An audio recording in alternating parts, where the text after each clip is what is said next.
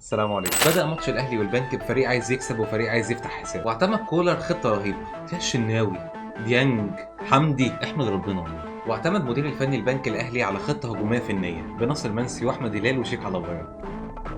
الأهلي قدر يوصل كتير جدا لمرمى البنك الأهلي عن طريق خطة استخدمها لأول مرة في ماتش الزمالك، وهي دخول حمدي فتحي لآخر نقطة في الملعب. اتطورت الخطة دي في ماتش البنك الأهلي عن طريق إنه طلع بكل الديفندرات اللي قدام وساب لنا قلبين دفاع وباك، وبكده جه وقت نشوف ملخص الشوط الأول في نظري. جي سوي ده لا ميزونا باليوم بونابرت. انتوا بتعاملوني كده ليه؟ من الناحية التانية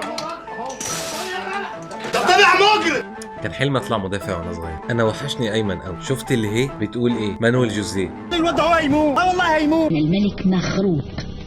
أنا الروح الكامنة في البيضة المقدسة. أنا سيد الواد ده حلو، مش هيفرق الدكه. انهض والعب كده الرجال. خارق اكتاف قانوني وفاول البنك الاهلي. انا نقطه ضعف الفري ستايل. كمل، ده شلوت قانوني انا دارسه قبل كده. لا انا مش حبيبك، ده حبيبك مخيف. انا اللاعب يانج. انت ازاي قاسي كده؟ الصياعة أدب، واخد بالك؟ الصياعة أدب، وهما كلمتين هنقولهم، لا هنرغي ولا هنلك في الكلام ولا هنعيب ولا هنزيد، معلش احنا بنتكلم. الحمد لله على السلامه. ملخص الشوط الثاني: نزول محمد فخري وقفشه. اقول لك خد الملخص على طول.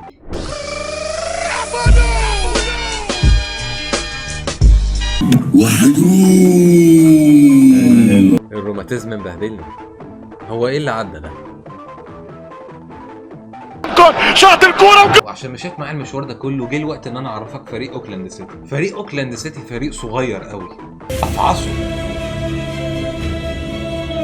المهم، فريق اوكلاند سيتي فريق صغير جدا، مواليد 2004. انا اكبر منه. بيلعب بخطه جوجل شخصيا مش عارف، بس ان جينا الجد هنلاقي ان فريق اوكلاند سيتي فريق في المتناول، عبيط يعني. وبحكم معرفتي الوضيعه بنيوزيلندا، عرفت ان هناك مفيش ولا ديربي، لان هم 10 فرق بيخربشوا في بعض كده، واوكلاند سيتي هو اللي بياخد الدوري. بس نقطه هامه، مش معنى ان في فريق سهل يبقى الماتش سهل.